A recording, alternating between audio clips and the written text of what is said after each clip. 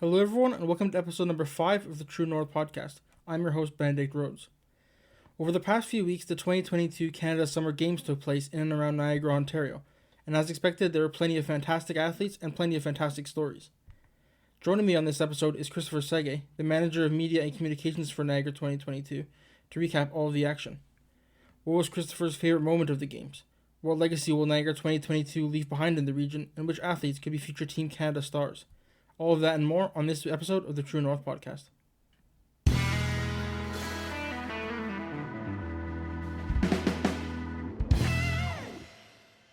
now very pleased to be joined by Christopher Séguin, the manager of media and communications for the Niagara 2022 Canada Summer Games. Christopher, thank you much for taking the time today. Yeah, thanks for having me, Benedict. It's a pleasure to be here. I guess first of all, Niagara 2022 seemed to be a pretty successful event, all things considered. Congratulations on that. How do you look back on the past few weeks overall as the games, sort of finally arrived and finally took place?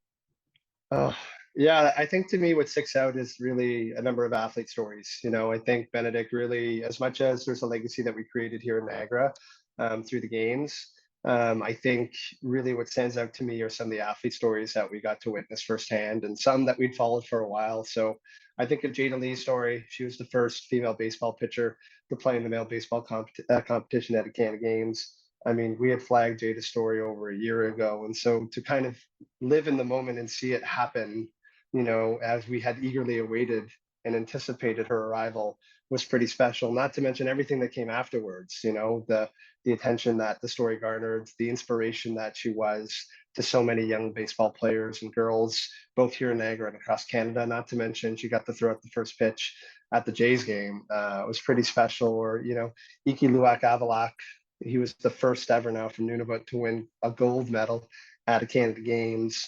A wrestler who I really, really hope to see more of. He is just one of the kindest people that I got to meet during my 2 weeks at the games. I mean, he has been DMing me because I've tagged him in a couple of Instagram posts, but just like the greatest kid, and I couldn't be happier for the success he garnered. And that moment, Benedict, to be honest with you, was one of the coolest sporting moments I've ever experienced live. The place halted, like literally froze when he won gold to celebrate his accomplishment. And then, I also think of Ben Pollock and the story of the British Columbia lacrosse team and the boys, really inspired by their friend who had cancer who could not attend the 2022 Canada Games, and them feeling almost a responsibility to play with him in mind and their spirit. And really for them to be down 2 goals in the gold medal game against Ontario to come from behind and win showed a lot of character, a lot of determination, and the emotion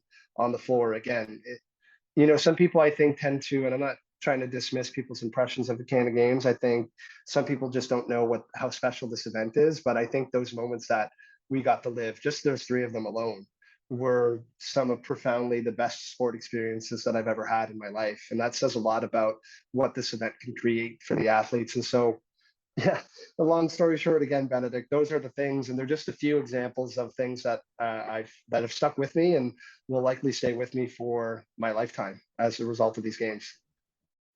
I used the word finally in my last question because these Canada Games were meant to take place last summer in Niagara, of course, delayed a year because of the pandemic. Can you talk a little bit about that maybe? Like, when did you know the games were going to get postponed, and what was that process like, kind of pushing everything back a year and playing it all over again? Yeah, well, it's almost crazy to think how long ago that was because it feels like almost ancient history. But I started in February 2020. The pandemic took place in March 2020.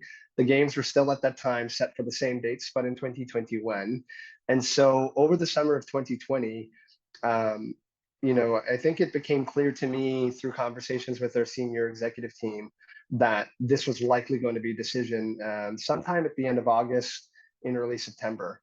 And so, and once we rendered that decision, it seemed, obviously understanding all the parameters, what was going on with the pandemic at the time, there's no vaccine, there's no real end in sight to what we're experiencing as a country, let alone a world. And so it was an incredibly difficult decision because there were so many things that had to be factored. We knew that there'd athletes that had been training for that particular moment in 2021. And to know that we might be asking them to wait with us for another year was going to be a lot to ask. And, there was so much conversations that had to take place, Benedict, from working with the national sport organizations, working with every province and every territory's team. We had sponsors, we had all our funding partners come from every level of government. Like there's so many people, quite literally hundreds, a village that we had to inform, let alone our leadership volunteers and the volunteers that had been recruited at that time to be with us for the games, about the decision in the hopes that they would hang with us. And I'm really proud that one, the council working with the national sport organizations was able to extend the age group by a year for almost every single sport, so that any athletes that were eligible for 2021 could be eligible for 2022. It also became clear by the summer of 2021 that we made the right decision. The way things were shaped out at that given time with the pandemic, it would have made it an environment that was not conducive to host the games. And frankly, looking back at what we accomplished over the last 3 weeks, it's hard not to feel that, again, having the games in 2022 and the success that they were, the people that we were able to welcome to the event, the athletes, and how things were able to go more or less off without a hitch. It felt like it certainly was the right decision, and I'm grateful that we took the year and the athletes and everyone waited with us to have that incredible experience in 2022.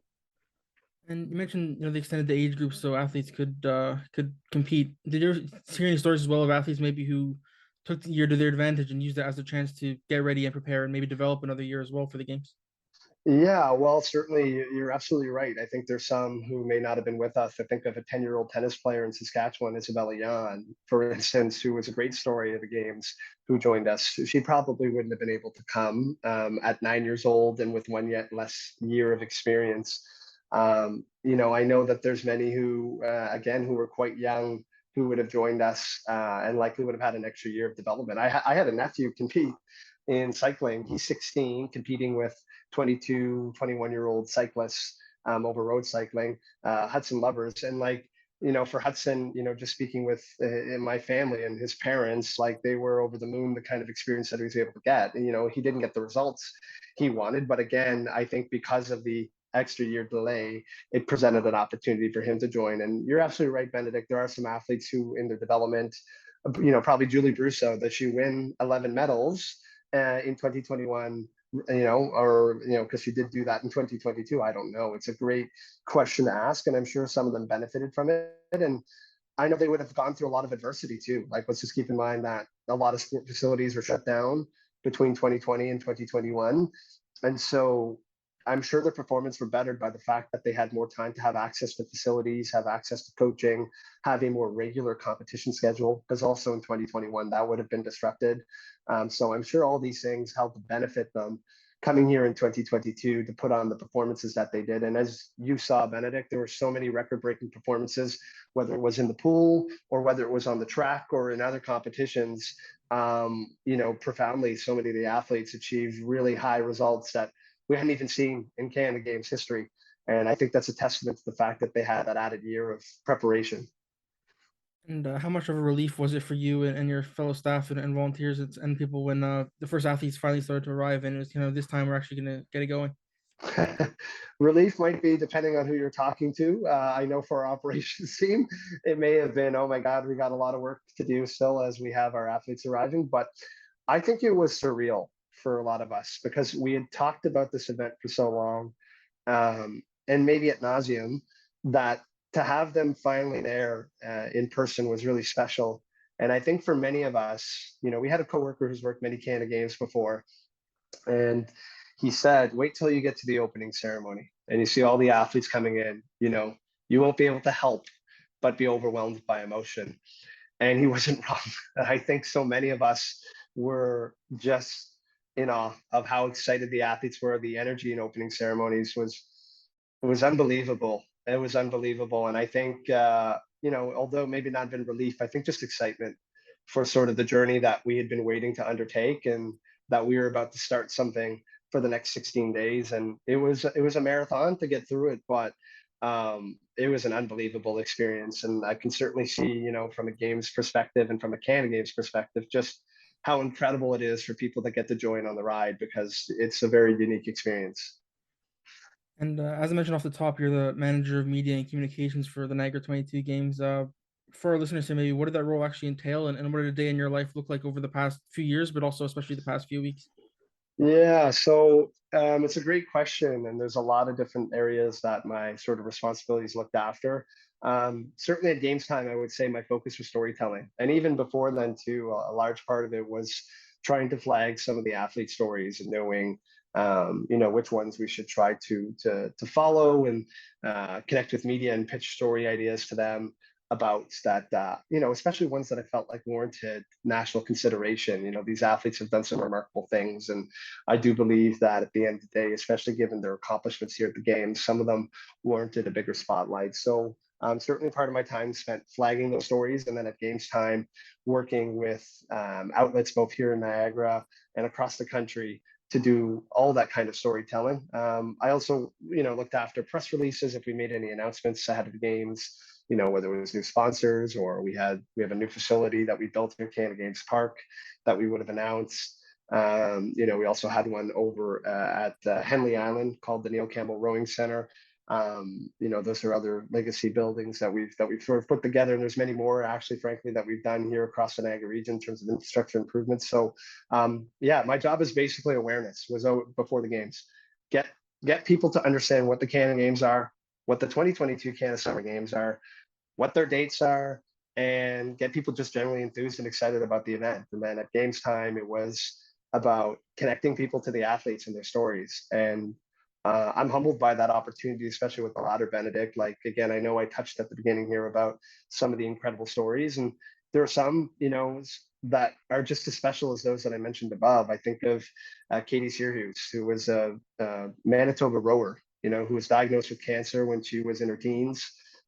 Didn't row initially, discovered rowing later, months before the Canada Summer Games in Winnipeg, which were in 2017, was recruited to do so, and now rows at a D1 school in Gonzaga, was just named Newcomer of the Year. And although she had a couple fifth place finishes here at the Canada Summer Games in Niagara, I got to imagine, again, it's just all part of the experience for her in terms of what she's been able to overcome in her life and what she's been able to do. Or I think of Shamar Bennett, comes from a community of 700 people in Northwest Territories. The only soccer player, apparently, according to himself, because he practices by himself.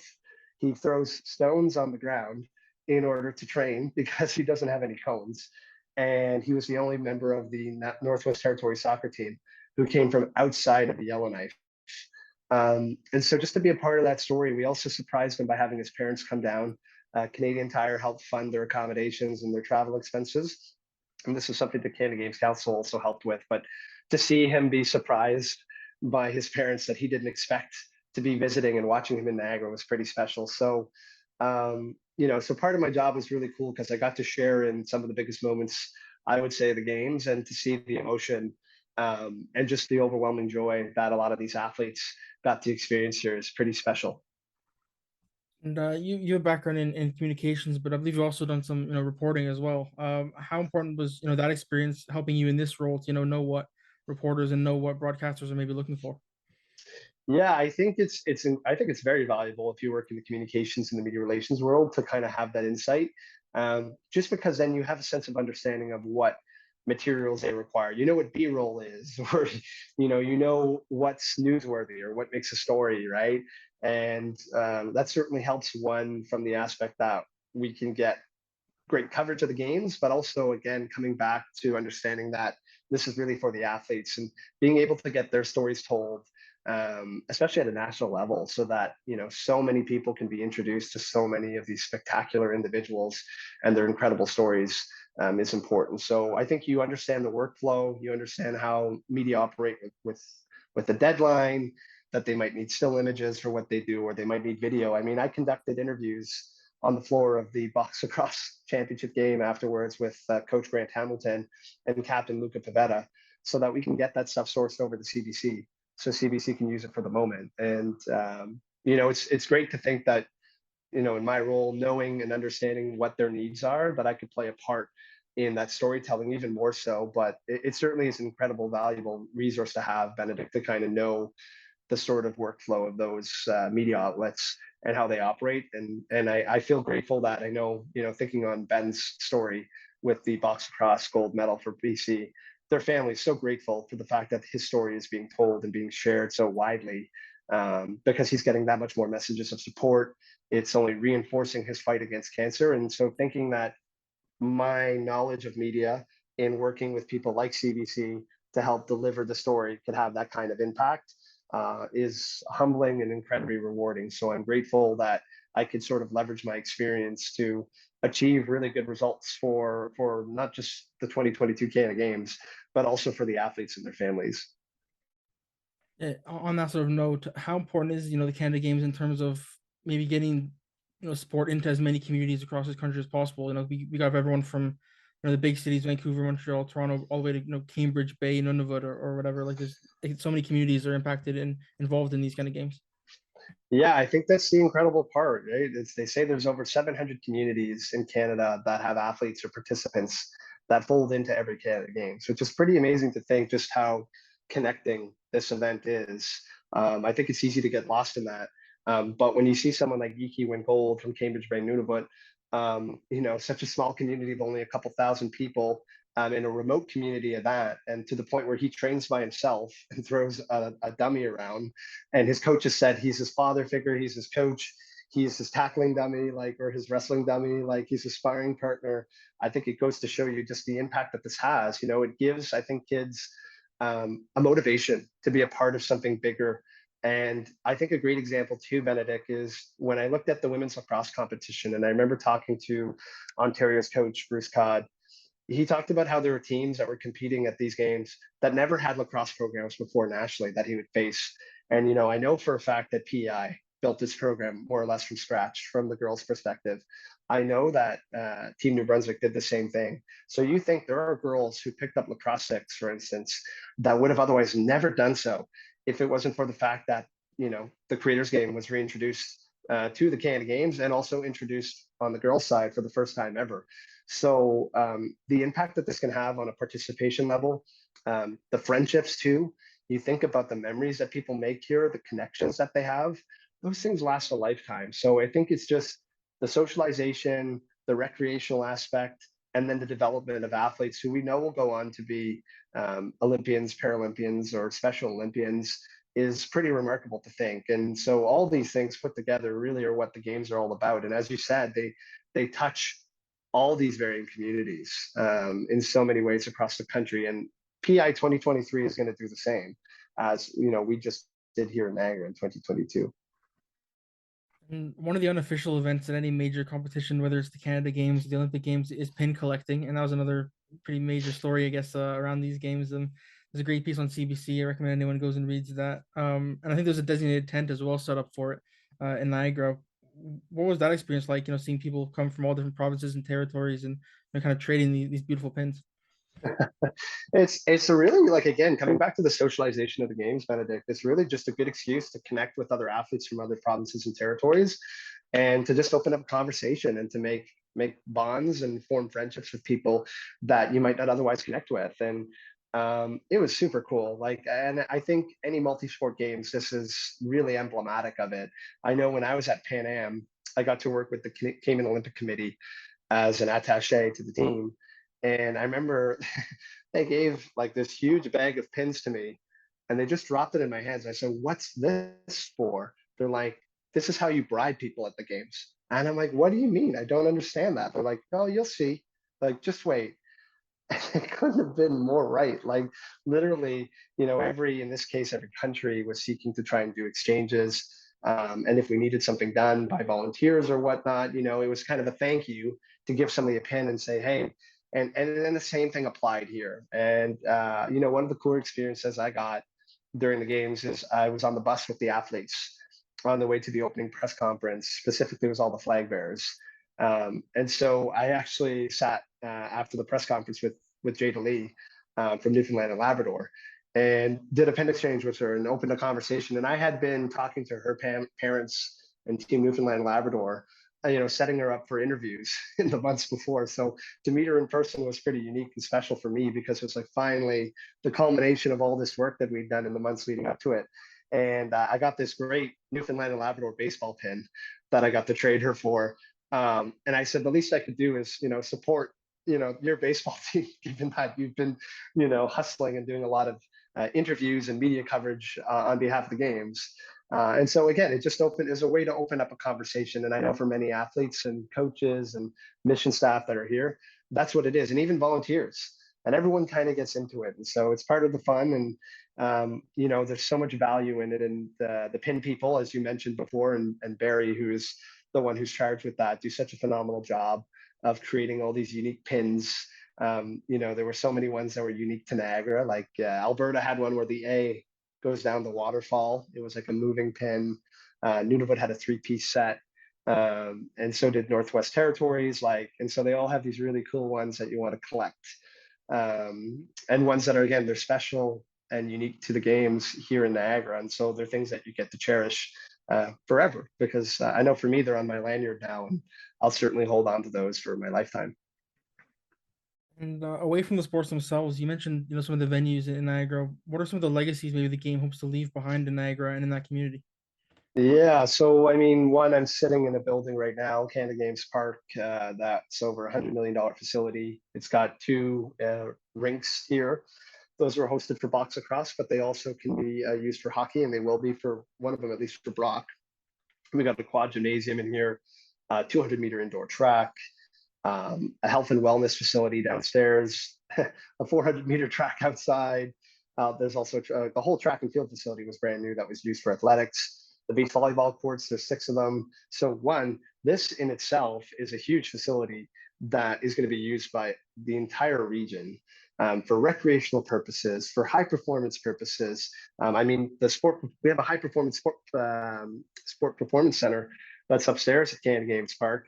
And if anybody knows who the Canadian Sport Institute of Ontario is, the CSIO prides itself on shaping Paralympians and Olympians in terms of their training, development, nutrition, physiotherapy. So I'm right now sitting in what is going to be a regional training center here in Niagara. So again, this facility in itself is going to be remarkable, Benedict. I think the community itself will get to use it. I mean, there'll probably be intramurals taking place in all aspects of this facility from a recreational use perspective. The rinks have been outfitted for sledge hockey, and so has much of this building been conscious of accessibility needs. So much parasport programming could also be activated in this space, whether it's on the track, whether it's inside at the quad gymnasium. So that's exciting to think about. And again, this is just the tip of the iceberg, because again, going back in St. Catharines, we also built out the Neil Campbell Rowing Center. That could be used as an event space, but also a training facility. It also has accessible amenities that exist within that facility. And so the World Rowing Championships are coming back to St. Catharines for the first time in what will be 25 years, because the last time they were held here was in 1999. And if anybody knows anything about Niagara, rowing is like the most important sport here in this community. And it didn't take me long to discover that. And that's because they've been hosting a regatta for over 130 years. So they can be forgiven for their passion for this particular sport. But it's very significant for them to have the Worlds coming back here.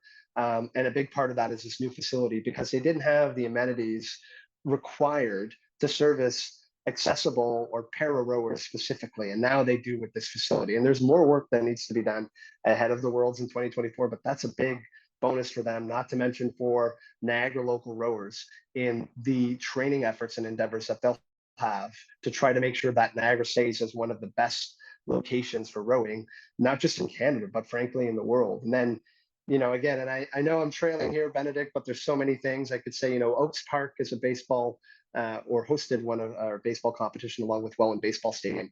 Both these areas saw facility upgrades. So Welland Baseball Stadium got a new scoreboard. Oaks, there were improvements to the dugout, to the field in itself, to the point where it should be able to host a national competition for Baseball Canada in the future. Southward Community Park, which hosted the softball competition, should be able to do the same for Softball Canada in the future. We made upgrades across the region in other places as well. And I think it's just, there's so much infrastructure improvement. Like, I credit our board and the vision that they established, because they really have left Niagara in that much better of position to be a leader in sport here in Southern Ontario in a way that I think is going to allow it to host that many more competitions in the future at both a national and also at an international level. And so I'm excited to see, what other events Niagara will be able to have the privilege of hosting in the coming years, because there's certainly going to be a number of them.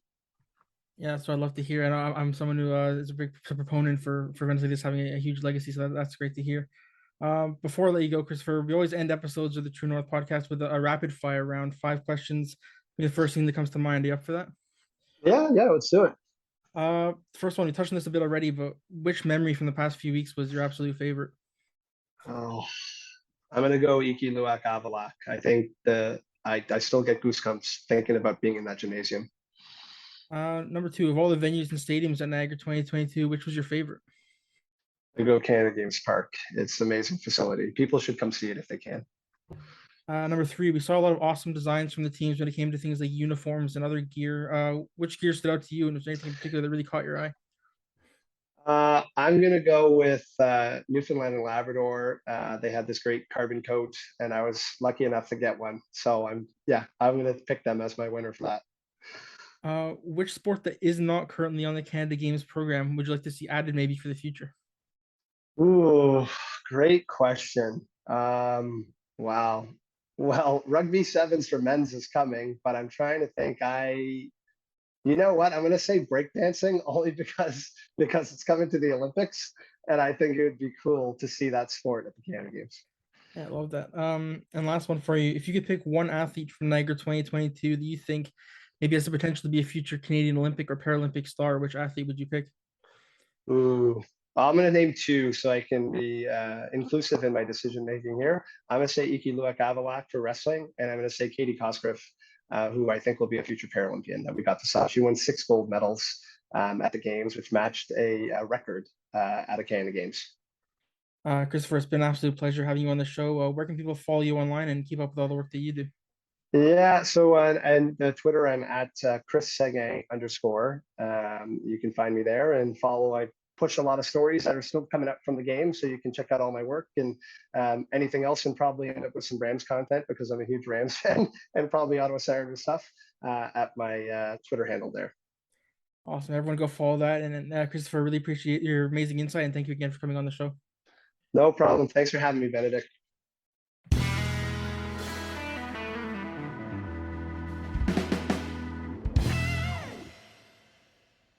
Thank you again to Christopher for coming on the show, and thank you for listening. Hope you enjoyed that great discussion.